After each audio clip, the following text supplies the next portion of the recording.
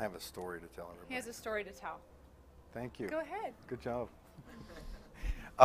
Actually, I have a teaching lesson that I taught to a business group this week that I think will really help you as well because it really saved me. So I'm going to kind of go from the sewing part, but I want to give you something that was really, really something that I had to address, and it was a heart issue. Okay, so take this the wrong way, or take this the wrong way. Take this the right way when I say it, because I'm not being. I don't want you to take it condemnation-wise or anything like that, but it's real important that you get this, because this was something that was holding back, I think, my breakthroughs, okay? And what it comes down to is if you can't rejoice in someone else's success, you will never have success of your own. Like it or not, you will not have it. Now, here's my testimony on that, is I was believing that at some point you get frustrated when you sow.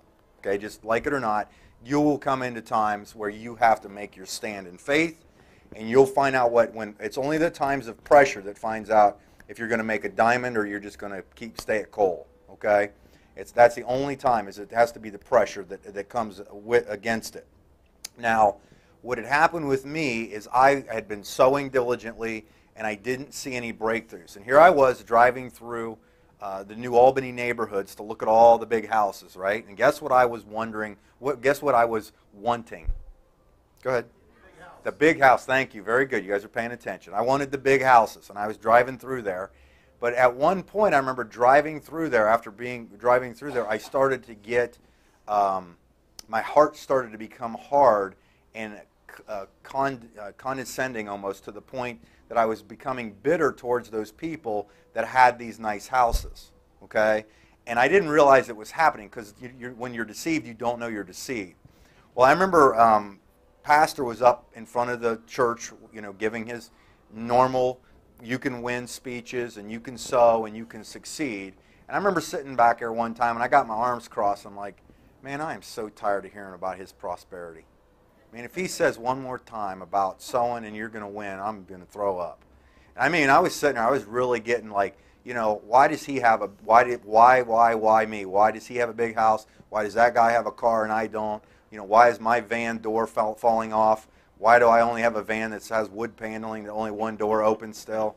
And has, you know what I mean? And I got to that point, and I remember during that sermon, he says, if you can't rejoice in other people's other people's successes, you'll never have success of your own. And it was like this beam of light going down there, and it really went off in my spirit.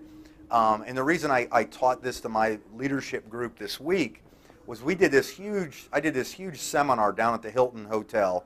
In the big ballroom, we had hundreds of people in there, and we had a drawing in there that you just randomly, everybody had a ticket. And a couple, if you did certain things, you got more tickets. And this one person, there was 3 gifts. There was an iPod, touchpad, iPod Touch, or what's the iPad? Thank you, iPad, and a Kindle. I mean, really nice high-end things. And this lady wins, right? She pulls it out, and everybody's yay, yay, right? And they draw the next number out, and her husband wins. And everybody in the room goes, oh. And I literally stood up in front of everybody, and I go, you guys, you had better check your hearts. I stood up in front of the whole meeting because I was running the thing.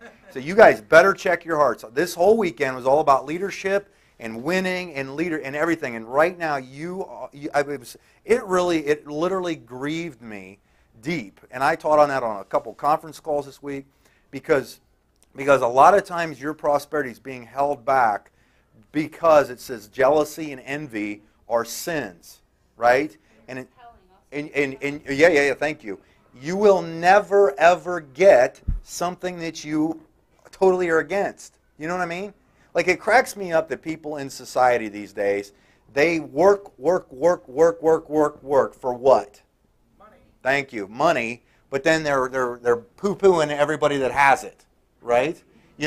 Oh, that guy drives a Mercedes. I'm sure he sells drugs. I used to think that. My dad taught me that's how I was raised. I was raised that if somebody had wealth, that they were bad, right? And here's what I will tell you, that money is just stuff. If you're an idiot without money, you are going to be a huge idiot with a lot of money. If you are a good person without money, you will be a tremendous blessing to millions of people. That's all it is. Money is a heart issue. Okay? Prosperity at the level that you really want it to be, most of it comes from a heart issue, especially when you're going to, because a lot of times what people do is as soon as they start sowing seed, they start blabbing it. Okay, I never tell anybody what I sow unless it's done, okay? I never tell people what I sow. I don't let anybody see what I sowed because I know that if you go out there and you start telling everybody, hey, I just gave $50 to pastor today, buddy. You know, I guarantee you the devil just heard that and he's going to be pulling stuff out. And that was your reward. You just, it says right there that if you give openly, God will give you basically what you just said. I mean, if you look at the people in the Bible that did that, they were ridiculed by Jesus. The only person he saw was the ones that did it in secret, and then the Bible says that he will reward you openly. Okay, like when we sowed seed in anything, we never told anybody. I didn't ever one time brag about it. I didn't tell anybody we were doing a contest. Nothing. Okay, so just it's between you and God, and always understand you're never giving to pastor. You're always sowing into God. If you give to a ministry on TV or anything like that, it's between you and God, not that ministry. Because there's a lot of people that have fallen away from believing in God and believing in even the Christian faith because they've given to ministries and that ministry fell. And they're like, well, that guy is this and this and this. Well, they were sowing with the wrong heart to begin with, okay? So those are some things that we kind of experienced right out of the gates. And the reason we wanted to do this type of class, and we don't keep everybody long or anything like that, was a lot of people that are either, whether you're new or you're in something, or you're battling something, sometimes you need people to ask questions to, correct? Okay, and so hopefully when you walk in the room, you have something on your heart, on your mind that you have a question about. Okay, and one question could lead to helping somebody else in the room. And there's no dumb questions, just people that aren't smart enough to ask them if they need the answers to them, right? Okay, so if you need a question